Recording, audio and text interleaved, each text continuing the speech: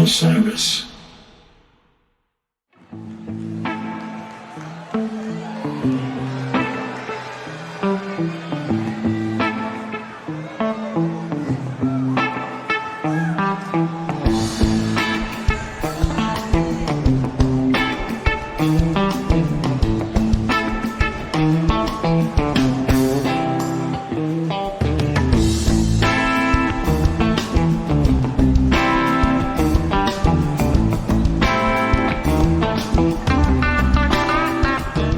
Osiris mega hit, The Great Beyond, back in our home studio. Gary's electric, got our boy Rob back on the dial so Kathleen doesn't have to yell at Greg to lean into the mic. In here. Yeah, dancing all up in the video.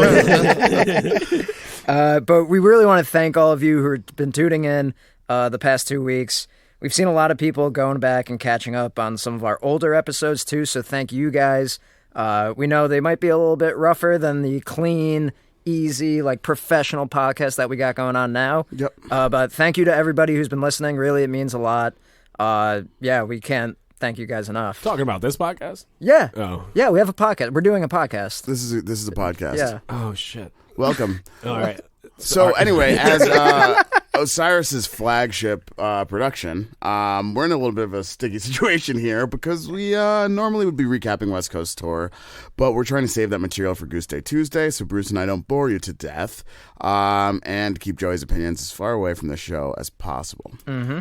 Yeah, somehow he got into Gary's Electric today, but that was good because he brought questions and this content for this episode, so we appreciate that. And so before we dive into our interview with a couple of Goose's most dedicated fans, Ryan Storm and Jive Goose, let's address the giant peach in the room. Oof. Who wrote this content? Yeah, I knew you were going to like that one. Who wrote this, James? God damn it. I knew I should put some effort into this. Anyway, so literary references aside, we're recording this the Sunday before you guys are hearing it, and the Peach Fest lineup was unofficially leaked. I thought it was all a lie. This band and the band this podcast happened to mention on occasion have climbed their way up from the Grove stage, it looks like, to a headlining spot at the main stage. So Bruce just short-circuited through that segment, but we can never confirm or deny. I try to do these episodes earlier in the day, and we just keep pushing it later and later. You keep pushing it later and later. Oh, that's right. It doesn't matter when today is actually yesterday. But we can't confirm or deny whether the Peach lineup is accurate, mostly because the band obviously doesn't share this information with their core team. So we wanted to take the time to address the idea of festival season as a whole. Yeah, so coming up this summer, we've already got Sweetwater 420 Fest, which is arguably like one of the greatest lineups I've ever seen. I haven't been excited, like seriously excited about going to a festival like this in a while. That lineup looks like every day from morning to night there's going to be great bands to see, and I'm like so looking forward to Sweetwater. Yeah, and they have like the by-day schedule out too, so like it just seems like it's just getting better and better every single day too. Awesome. Really excited that. Goose is also playing at Boston Calling, Sunday set ahead of Metallica. Oh, opening for Metallica now. Joe, one dark Wisteria Lane, and then you just open for Metallica. Cool. Yeah, they also got Bonnaroo, which is going to give them another chance to really reach this mainstream audience of people who perchance haven't listened to them before, which is really cool. And then High Sierra too, which is going to be like right at home for them. And most likely there's going to be more to come. We're excited for it, but I really just wanted to talk to you guys, like watching this band grow throughout the years, what it really means, like the festival season of like the opportunity to reach all these new fans. Like, what have you been seeing over the years with Goose specifically? So, I mean, I think, in general, these are some landmark festivals, right? Yeah. Like, as you guys mentioned, Sweetwater is one of the best festival lineups I've ever seen. And, I think for a lot of people, like Bruce and my age, whose relevance is quickly waning and her knees hurt. I'm 30. Not a day over 29. Yeah. So, Bonnaroo started when Bruce and I were in high school, and it was kind of one of those, like, almost like a rite of passage kind of thing, I feel like. When you were as heady as we clearly are. It was kind of a thing you had to do, So I made that trip down to Manchester, Tennessee in 2009 for the Torchbearers. Oh, yeah. Did a couple sets. Springsteen. I saw Snoop Dogg. As we'll talk a little bit more about Snoop today. Yep. Got a big Snoop episode. Erykah Badu. Citizen Cope. And funny enough, I saw Citizen Cope there. And just kind of like this is a weird full circle thing, but when Goose did their first Relic session back in 2019, the Relic studio, Citizen Cope actually went in to film the session right after them. Oh, that's cool. And he had just gotten a new guitar, and he gave him a Goose sticker for his case. And I was like, I saw you at Bonnaroo 09. He's like, I saw you too. Yeah, right. I mean, so these are the stories that we're coming with today. Yeah, so I met Citizen Cope. All right, nice. Yeah. All right, so going back to Joey's question. Yeah, I asked the question. Yeah, we remembered, or I did, or I was told, but Did I not answer? Everybody loved the Citizen Cope story, though. Yeah. Hey, if you guys didn't know, I meant. I mean, one thing about the festival season as it relates to Goose is, and something I always think about was, I always saw a lot of festivals when I was growing up and seeing a lot of live music, and never always picked out who I was going to see, or slept through it, or did other things. And I just but I would try to see certain people, and try to see certain bands, try to set up my schedule in a certain way, and just wasn't always going out and seeking new bands. If they're playing early in the day, and I am just in a puddle of sweat underneath an Easy Up on some mountain or something, I'm not, I might not see them. And I'm just surprised with Goose coming up in a lot of these weird, smaller festivals in different parts of the Northeast, and different slots in those festivals and stuff. And how many people over 2017, 2018, 2019 were finding out about Goose from festival sets, and hearing them play a good, sometimes 45-minute or an hour set, it was enough for them to kind of pursue listening more or looking for them online, and a lot of stuff that I just never really was thinking to do back then, and probably could have discovered a lot of new music that way. Yeah. I mean, I did a lot through just the internet, and downloading shows and mailing shows back in the day and stuff like that, but so I never thought about festivals, and same with openers. I always missed a lot of openers too. A lot of people, found Goose by these festival sets and these one big sets that I never really found a ton of new music from doing myself. So I always thought that was a huge thing from festival season with them, and now they have a very good festival reputation. They're getting higher up on lineups. So it's just exciting too now in that sense to have seen them go from 8-point font, probably Goose misspelled. We do it on the board anyway, so we don't know anything. But now to seeing them really high up on the level of Snoop, for example. So it's pretty exciting. I mean, so here's an interesting kind of story, and that's not about me. In the context of festivals being important for bands, do you guys know the story of Creatures and how the song was written? No. Okay. I don't know anything about it.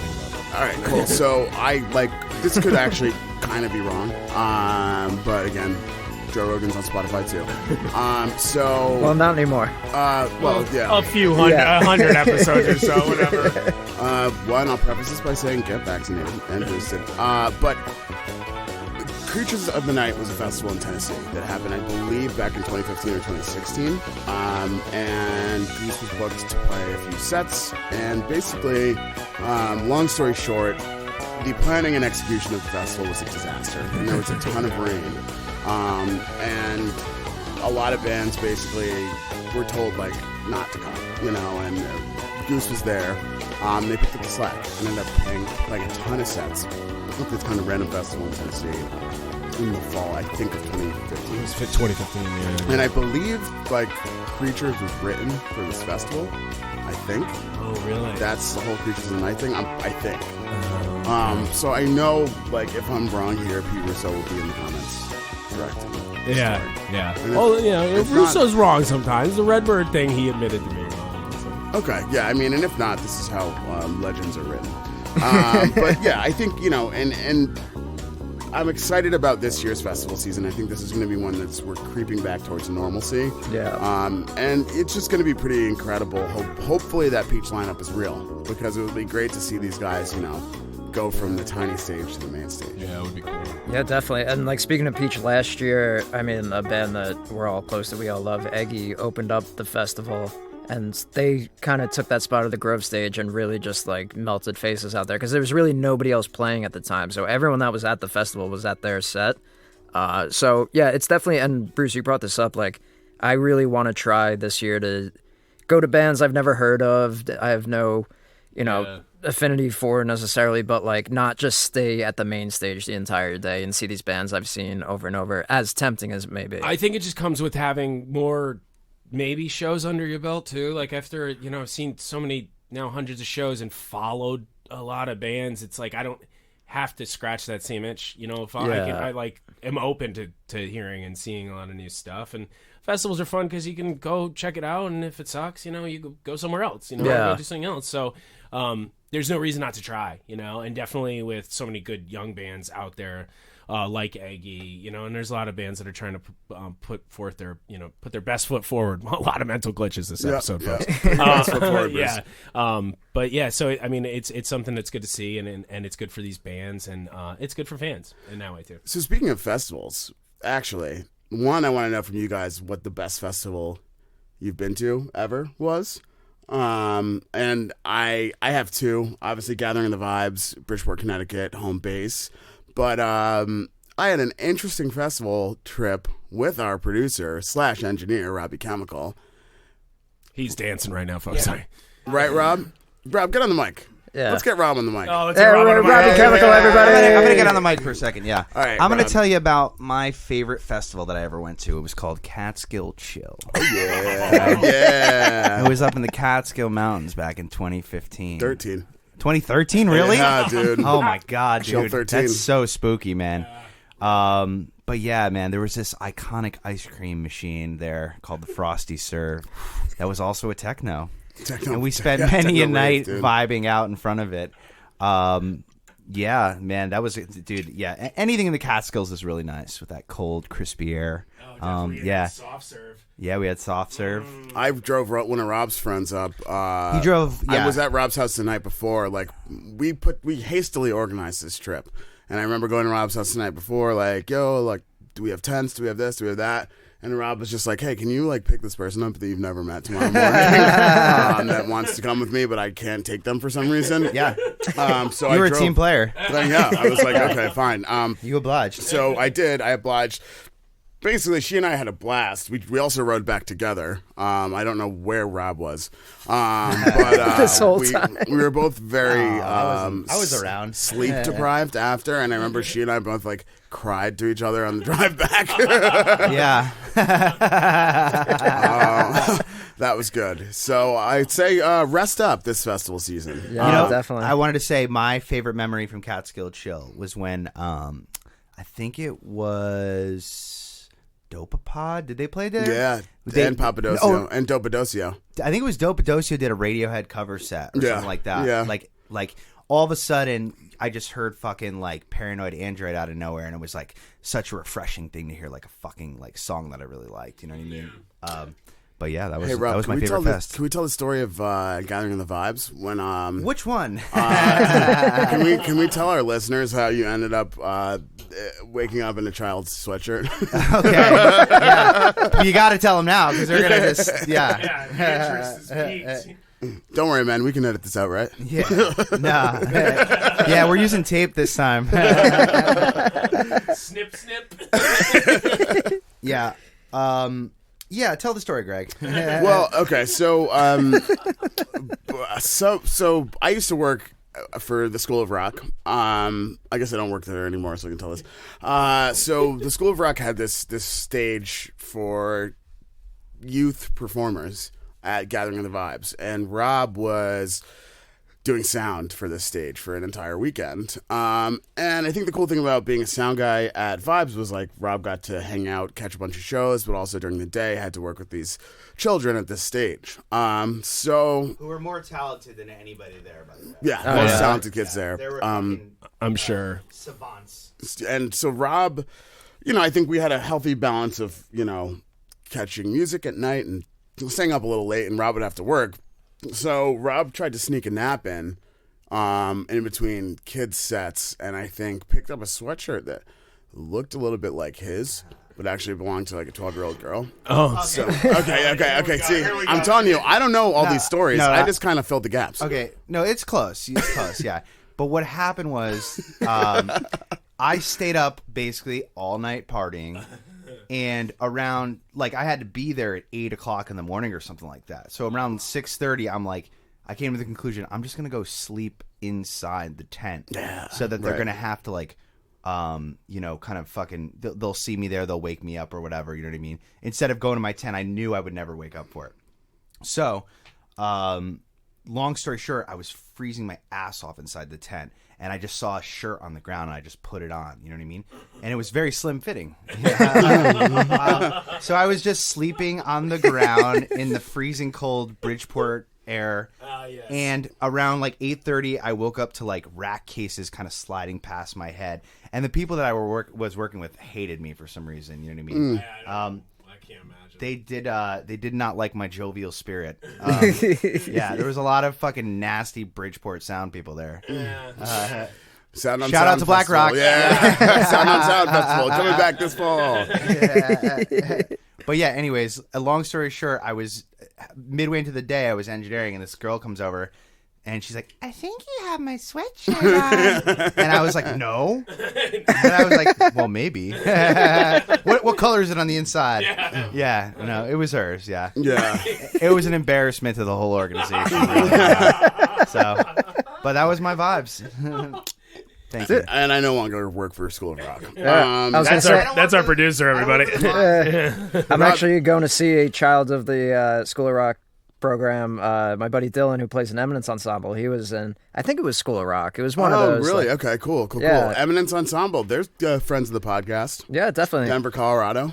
Right. Yep. After party, unofficial after party featuring Greg Knight. That after party Featuring was Greg Knight. lit. If we ever get through this segment, maybe I'll go to the show tonight.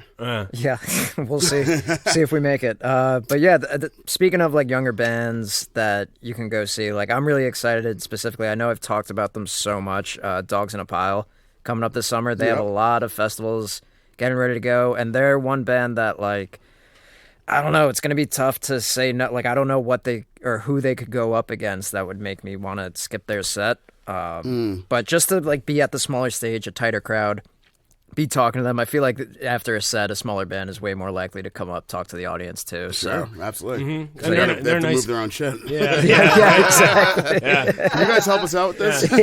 That's when I love cornering bands and they're working. And they're like, hey, good show. But yeah, that's one of my favorite things to do. But yeah, Dogs in a Pile, really good. Do hope to catch them at one of these festivals too. And just around, they're a local band. From New Jersey, I believe. So Asbury Park area. Yeah, so they crush. Definitely a lot of good young talent out there on the scene all around. I think a lot of people that are still involved in the jam scene and checking out live music can see that and know that. Definitely. Yeah, and then counterbalancing that, the young bands with the bigger bands, main headliners who are on the main stage every time they go to a festival.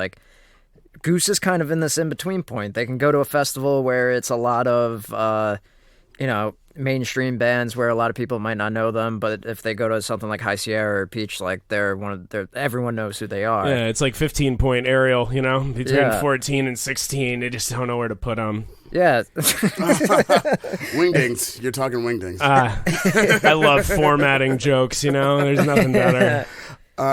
So good point. I think also it's nice to see them on more mainstream lineups where they're not as recognizable, right? Yeah. That's See Here Now too. A lot of people who knew who they were, but there were a lot of people seeing them for the first time there. Definitely. And that's my favorite thing. Boston Calling looks like one that really takes them out of their element the most, and then that should be cool to garner a lot of new fans. I think the Boston Calling.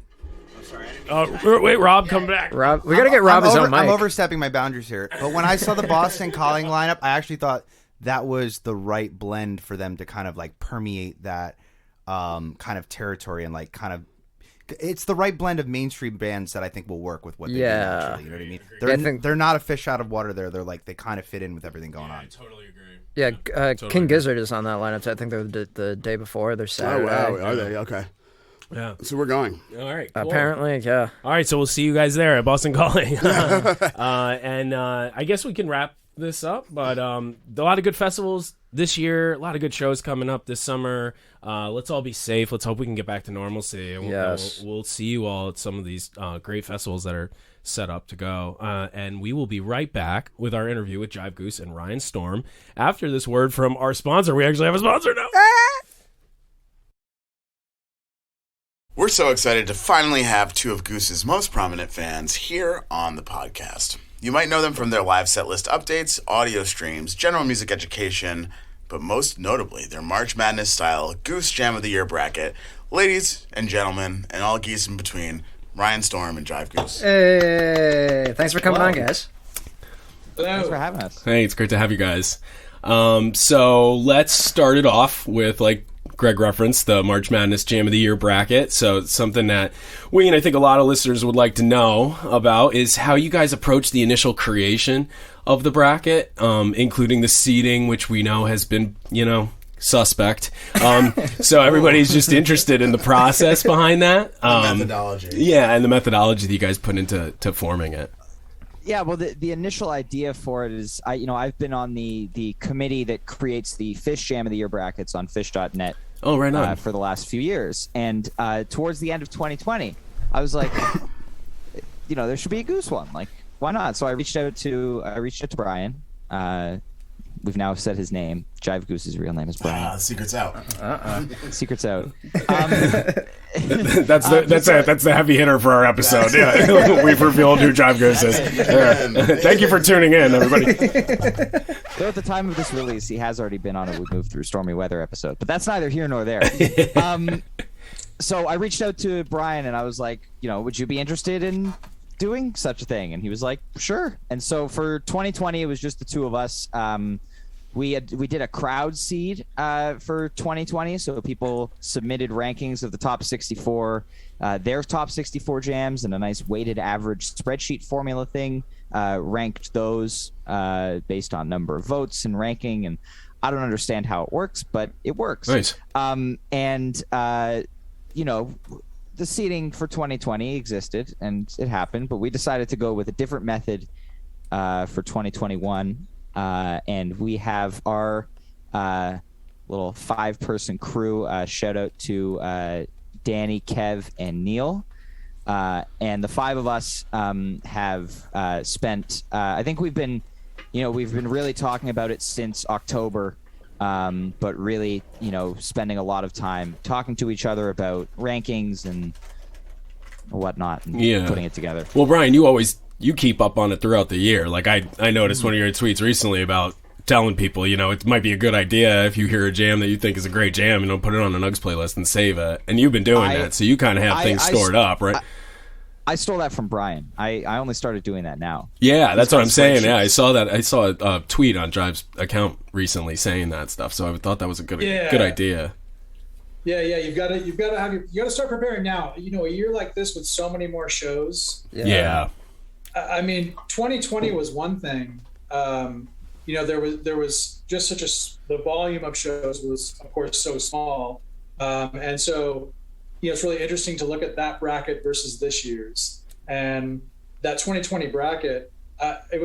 Ryan, you tell me, but I seem to recall it being just blowout after blowout, and it wasn't really until we got down to the final 4 when we'd have heavy hitters against heavy hitters, and this year. Yeah. The 2021 bracket, I mean, we're having a hard time keeping up with all the banter from people saying, "Oh, this 15 seed should have been a 2 seed." Yeah. There's been a lot of that. A lot. Now you know what Bruce's life is like all the time. Yeah. So that tells you how strong the year was, and so 2022's it's just going to keep moving in that direction. So yeah, I'm telling people, if you're on Nugs, start that playlist now. Keep track. Have your own list. Have your own rankings. Reconcile that throughout the year, and then come the end of the year, I mean, you're gonna be bracket ready. Yeah, definitely. You're getting a lot of attention this year too. The production's great on the tournament, really. Yeah, definitely. And I'm really curious about just overall what you guys look for in a jam. Like, obviously, we're all different. We all listen to music differently. But what about a great jam makes you say, all right, this is going up in the seedings or whatever? Like, I know, Ryan, you're probably very technically music oriented. Brian, I'm not sure what you look for in music, but like, I guess for each of you, starting with Ryan, some of your favorite jams, what hits it for you? Yeah, well, for me, first things first, whether I enjoy listening to it. I'm not going to rank a jam high, even if it has really interesting improvisation, if that interesting improvisation doesn't, evoke anything in me. And beyond that, again, as I said, I enjoy it, but also, having that interesting improvisation. So something like, the Perry, A Western Sun, like that is really interesting improvisation where you don't see the band hitting modes like they do in that jam and a lot of other places throughout the year. And the Frederick Creatures from May 4th, which Brian's gonna laugh. I love that. Talk about that a lot. Yeah, that's a good one. And then a lesser extent for me is some of my like keyboard nerd tendencies where like something like the Perry Empress I give a little bit more weight to because of that clav jam in it. It's a good one, though. It's a good one. I'll give you that, too. Yeah. Oh, big clav guy over here. Oh, big clav guy. Okay. But yeah, at the end of the day, it's hard to really put into words what I look for in a jam. It's just I listen to it and I kind of know like that was amazing or that was pretty good or Yeah. What about you, Brian? Yeah, I mean, I definitely want to be touched. I do too. It's been a long time. You're not alone. Anyway. I definitely want to feel something and be moved, by the music. I mean, I think that's first and foremost. But then, what is it about the music that does that? And so, I definitely look for improvisation. I mean, that really does it for me. And I think that Goose just continues to improve and mature in that area.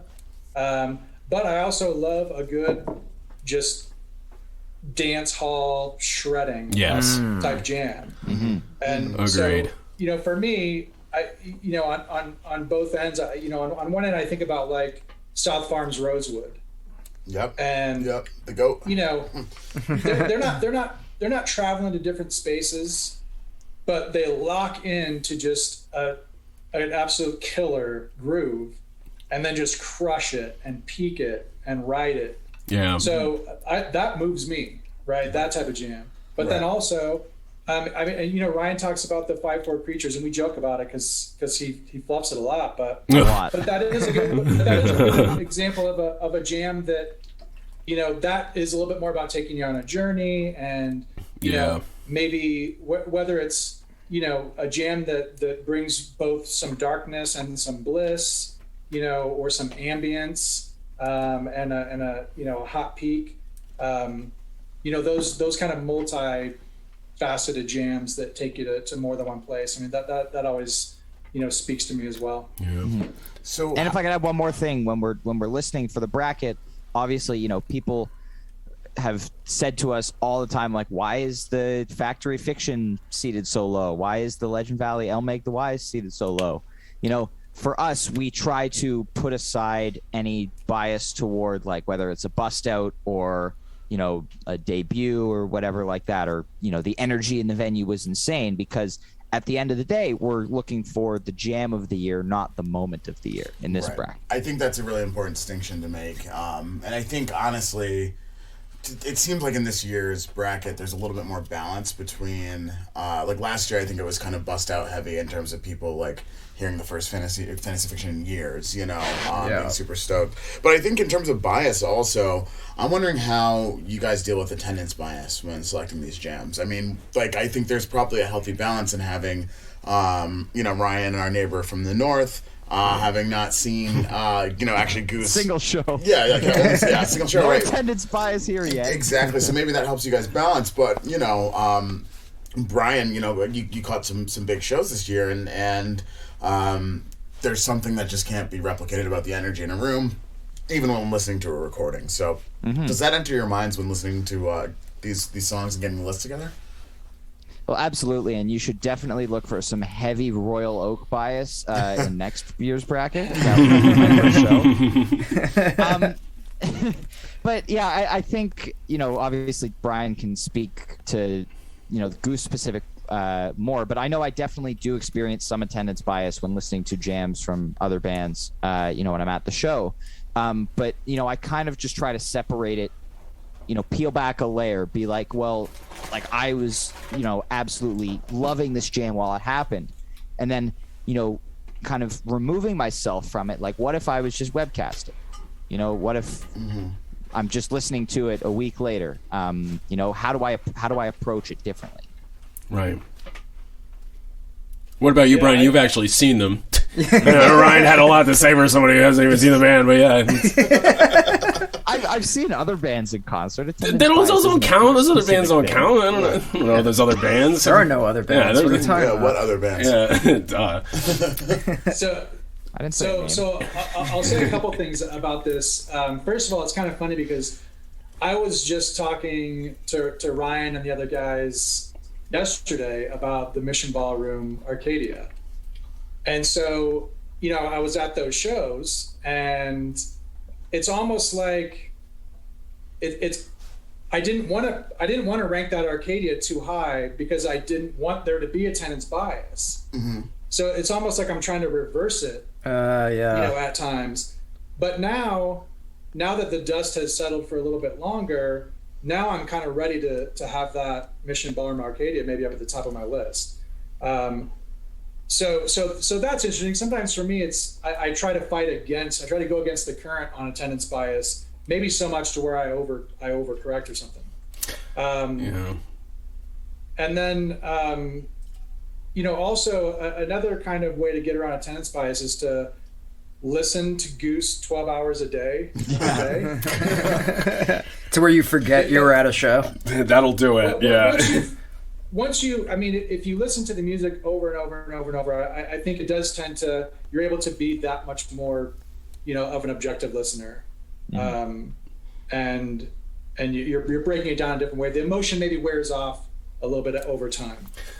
Yeah, that's definitely one way to handle that. I tend to always go with my gut after a lot of these shows, just I think from experience and just having heard them and just knowing that like there's something about that feeling that leads me to believe, like with that Arcadia, for example, because that was a pretty special moment for me and a couple of my friends, and Klinsky was there with us, and it was really an incredible moment at the show. And re-listening, all I needed to do was confirm that the song and the music itself was as good as I thought, and like re-listening, it definitely was. So like that was something that like I would just go ahead and say, oh yeah, to me that was one of the best Arcadias, if not the best Arcadia I've ever heard. Yeah, and sometimes it's not even like about the music too. Sometimes it's like the lights were incredible at a certain point, and that sticks out in your mind, or like the crowd just had this energy built up. Like I remember, I don't know if it was Portland or Worcester, but like someone was bouncing around a balloon and someone like put up this staff or something and it popped. That balloon was pissing me off. Yeah, that was good. No, people kept hitting the balloon towards the band, and it's like they're crushing some creatures or something then too, and it's like, stop, please. As if like Trevor's going to even take one step to hit it back into the crowd. You're going to knock Rick right over with that soft balloon. But anyway, one thing I wanted to ask you guys, and it's not written down here, Joey, was he does all our work. That's why Brian's looking like, what? But so out of the tournament so far this year, because I've seen some good ones. I forget what the recent one was. I wish I noted it. That was like 50-50 when I voted it exactly. But you've had some close ones. So what have been either of yours favorite matchups so far, or most surprising, or biggest upset, whatever you think, in terms of just your personal feeling? So Brian, why don't you kick it off? So I think, even like, I think the Lookout Cleveland Pelham Rosewood was like the second matchup. Yeah, it was. Greg hasn't forgotten. I was definitely trying to influence the votes. I saw him campaigning. Yeah. You know what? You weren't shameful about the fact that you were trying to influence. Oh, for sure, absolutely. If I learned one thing from our former president, it's shamelessly do what you can for votes, whether or not they're real or not. We don't have much shame here at TGB anyway, so. Yeah, so that Rosewood Cleveland was 54-46, Cleveland coming out on top. But just real quick, also in that same first round, that same in the TED region, the Fredfest Arrow I'm sorry, the Mission Barm Arrow against the Fredfest Drive was 59-41, and then Wisteria from Mission Barm over Portland Matavan 51-49. Yeah, that was the close one. Yeah, matchups. Yep. We had 3 that were fairly close. So yeah. So, and I mean, beyond just these being close, I mean, it seems like there's a lot more engagement this year. And I'm wondering what the fan turnout has been like on this. You know, how many people filled out brackets total, and what the chatter around the game's been like. So Ryan, I think you have the total number of brackets. Yeah, I'm pulling that up right now. So the bracket, you know, like the bracket filling out challenge was something new for this year that I wanted to try. You know, I've always kept track of how my own personal bracket does every year, and I've tried to do this in the past with a couple of the fish ones, but I really wanted to see if we could make, you know, this an actual thing for the community to participate in. And so thank you to Jason Friedlander, who also does Fantasy Goose, for helping us set up and automate this online. Oh, that was right great. on. And we had 192 people fill out a bracket, which is way more than I ever would have expected. That's a good number. No, definitely. I mean, that's awesome. It's incredible. And one other quick stat. So I looked this up. The most votes we had in any single matchup last year was the final round matchup, the championship matchup. And it was, I think, around 550 votes. Oh. The first matchup of this year had over 600 votes. Wow. Yeah. That was pretty cool. I was going to say, one matchup that I voted on recently, I voted on not too long after you put it out, and there was like, I think already like 589 votes on that. And I was like, oh my God, wow, definitely getting a lot more attention on this stuff. Mm-hmm. But the voting's been fun on Twitter, though, I will admit. It has been fun. It's been great, and this year I'm not using my multiple accounts to influence a matchup, which I did last year. Oh, dude, if you're not cheating, you're not trying, Ryan. Well, that's what we say in America. The Essex Creatures won its matchup by like 1 or 2 votes, and I had voted 3 times. Oh, that's so money. So, yeah, that feels good to me. It's a win. A win's a win, baby. I'm avoiding that this year. Yeah, nice. So you guys mentioned Fantasy Goose, actually, which I actually wanted to bring up. I had it written down for later in the conversation, but might as well bring it up now. Oh, he writes down his questions, but not from Bruce. Okay. So I'm wondering, like, do you guys have a strategy in that? Like, do you guys even, I'm sure you participate, like, you guys are Goose nerds like us. Do you guys have a strategy when, like, approaching a set list? You know, they played a song in a couple nights, but, like, maybe there's a cover you're feeling that they're going to bust out, like a nice little, I don't know, Electric Avenue, or... which I just heard in the deli. Yeah. Brian's gonna want to give away his strategy. It's detailed.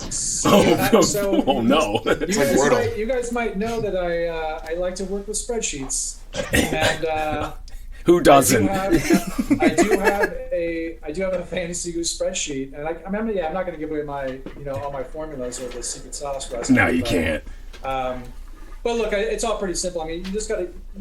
You got to keep track of what they played, you know. I mean, it's I'm sure there's a lot of people that just go out there and drop picks in, but for that top tier group of players that are competitive, everybody's doing essentially the same thing, and then after that, it's just who's getting the luck.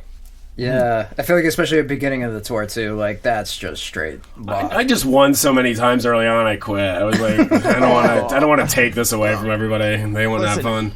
I was in first place in Fall Tour from the beginning until my birthday on November 13th. The Dallas show was the last show that I did well on, and then I dropped the end of the tour. This tour has not been good for me, and I've adopted a spreadsheet in the last few days to see if it will help. I've hit 4 songs in the last 2 shows. Okay. So it's not helping yet. Yeah. Spreadsheet's not fully filled out yet. It's going to get there. I imagine it's a somewhat like, what's the site? It's like Trey's Notes or something, right? That where it like gives you a probability of what fish is going to play. I'm sorry. Oh, really? But... Yeah. We don't allow that on this. Oh, yeah, I didn't know that they did that, but... So I imagine it's a very similar thing going on in your guys' spreadsheets, which I would like to kind of just, I mean... No, it's cheating. I would like to see it like going on a show. Again, like, if you ain't cheating, you ain't trying, Joey. That's for all of our listeners out there. Remember that. Words of wisdom. I'm sure the Rich's notebook would have said that All I Need had a 100% chance of being played last night, and it still didn't get played. So. Oh gosh. Well, that's because Greg shit on it. It's got 100% chance of getting played when Greg's there. I've had enough. Greg's had all he needed for some time. I think we're gonna open the episode with it too. Oh God. We'll see. Do we have more questions? We sure do. Joey was kind enough to write them down. Oh, nice. Thanks, Joey. Yep. So I think I think we want to know a little bit more about what you guys have planned beyond the bracket. You guys are super active on Twitter at Jive Goose. Yeah. And Ryan Storm moved through stormy weather. But what else you guys have planned? Seems like you always have some stuff in the works. Well, yes. I don't know if people have noticed, but we have been teasing a little bit of a new venture over the past week or so. Brian and I are very excited that we are going to be starting our own little Goose podcast venture. Whoa! On stormy weather. As we said to these guys earlier, we're a Goose podcast. Sure. Somebody had to do it. Yeah. Somebody had to do it. Yeah. Somebody's got to talk about the band, I guess. But yeah, I believe we will have officially announced it by the time this is released to the real world. But it's called Always Almost There. We're very excited. We're going to be bringing you all sorts of Goose content from the two of us and from the rest of the bracket guys. So stay tuned. Right on. Follow We Move Through Stormy Weather for more of that. When is that going to be picking up? The first episode we will be talking about the first leg of Winter Tour, and that will be out shortly after the leg wraps up. Okay, cool. We'll be sure to drop an episode on the same day. Right, yeah. This is like West Side Story all over again. Awesome. Well, I think we're really excited to see how this bracket pans out and to see just how many people get engaged, how many people keep voting, and I can only imagine how many people are going to be involved for the Jam of the Year next year. But one thing before we go, I'm wondering so far in 2022 if you both have any early contenders for Jam of the Year 2022. San Francisco, Wisteria Lane. Wisteria Lane. Baby. Oh, yeah, hell yeah. Felt like robbing a bank. Clear front runner, I think. That just evil darkness. Yeah. So good. I think Brian and I have both listened to it like 25 times in the past 2 days. Like, yeah, it's incredible. It's really good. I'm actually really looking forward to hearing that Born from last night. Yeah, I was just about to say. I'm so excited to see what I that song heard is some this year. chatter about that, but I didn't watch the show. I was grilling some space bacon last night instead, which didn't pan out as well as it could have. The Tumble from Tempe, also one of my favorites of tour so far. We got a little bit more of that dark space in the last few minutes of that one, which was really great. The Echo, the two parts of Echo from Portland were really good. I was listening on like one of the phone streams. Oh, shout out to Andrew. Shout out to Kathy and shout out to Andrew. We got to do that all the time. Any of these fans that are helping stream. Thank you. Yeah, when the band is cutting us off. I want to give them my money. Like, I know, I don't. I give them so much, but I'm giving them enough. Somebody ripped the stream for me. But yeah, it's those are really good. And then that Rosewood was also very good. Speaking of Rosewood, that was also a good one. So, and I mean, almost all of these new songs have come out and dropped big jams. I mean, I've noticed that too. The first Pancakes, the first Redbird, both had really awesome jams. The Born, Atlas Dogs now has a 20-minute jam under its belt already. So that's been one of the coolest things of this tour so far in my book, is not just that they're dropping a bunch of first-time plays, but that they're dropping heavy-hitting jams with them. So more of that, please. Yeah, definitely. Yeah, definitely spicing it up for people a little bit out west. So, about time. Where's all this new music coming from? Oh, Great Blue. Awesome. Well, Ryan and Brian, thank you for joining us today. We're so glad to have you to be part of this community, and so thankful for everything you do for all of us, keeping us involved. Yeah, And we look forward to listening to Always Almost There, the first Goose podcast ever. Possibly sabotaging it, but listening first. As long as you give it a chance before you start sabotaging. Yeah, I will, because I got to figure out a game plan for how to, subterfuge. We're still figuring out what this podcast is supposed to be, so maybe we could just take your template. One of these days. Yeah, we know what it isn't. All right. Ryan and Brian, thank you so much. We will see you guys out on the road. And do you want to leave our listeners with any words? Get out and vote. Get out to vote. Vote or die. Thank you for voting Flea over Factory Fiction. I was worried about that one. I'm gonna encourage everybody to listen to the Montana Wisteria Lane over and over again before it goes up against the Legend Valley Elmick, because I'm worried about that one too. Oh, you should be. I'd be shaking. Very worried. Yeah, that Elmick is good. Yeah. Well, thank you for having us. Oh, thanks, guys. It was a pleasure. Thanks for having us, guys. Thanks, y'all. Thank you, guys. We want to thank our guests for joining us today. It was great to talk with those guys after really only knowing them through their online presence, and to hear their perspective and have an actual conversation with such big Goose fans is always such a treat. Definitely. And really hope to see these guys at a show soon and nerd out even further about this band. But we want to remind all of you out there to be sure to get involved in the Gem of the Year bracket. Even if you miss the deadline to make a bracket, you can help make the game interesting by voting on the winners and even for the occasional underdog. And you can vote at Jive Goose on Twitter. Hell yeah. The Great Beyond was engineered by Robbie Chemical at Gary's Electric in Brooklyn, New York. On behalf of my co-hosts, I'd like to once again thank our guests for joining us, our manager, Kathleen Knight, and most of all, you, the listeners, for tuning in. Be sure to catch a ride with us next time down the pathway to the Great Beyond. Legend Valley Elmick's going to win, Ryan. Hey!